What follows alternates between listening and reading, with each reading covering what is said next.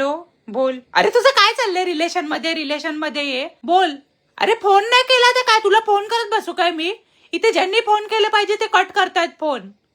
काय नाही यार, तुला माझा भाऊ माहितीये ना? अरे कोण भाऊ काय? तुषार. एक्झॅक्टली, हा तोच तो.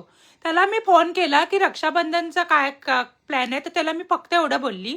आता तू मला सांग, मी काय जास्त मागितलं काय? मी फक्त त्याला बोलली की तुम्हाला जास्त काय देऊ नको, फक्त 25,000 रुपये आता पाठवून ठेव. त्यांनी फोनच कट केला. एक्झॅक्टली यार, माझा फोन कट केला. नाही, मी घरी पण फोन केला.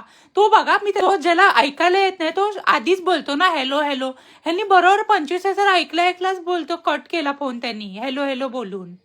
नाही, मी घरी पण फोन केला. ते बोलतात की तुषार काहीतरी गडबडीत आहे आणि तो रक्षाबंधनला पण बाहेर जाणार आहे. आता मी रक्षाबंधन बद्दल तर बोलली नव्हती, मग घरी कसं समजलं? ह्यांनी सांगितलंच ना की बाहेर जातोय सांगा करून. एक्झॅक्टली यार, ठीक आहे बाहेर जातोय, पण आता मी व्हॉट्सअपवर तुझा डीपी का नाही दिसत आहे मला? हा, त्याचा डीपी दिसत आहे मला. आता ब्लॉक वगैरे केलं की काय मला त्यांनी? आता वैभवकडे मागायला गेली तर तो पळून वगैरे जायचा कुठेतरी. काय यार, आता ह्याच्याकडे मी फक्त 25,000 मागितले, त्यांनी हे केलं. आता बाकीच्यांना पण फोन करायचंय.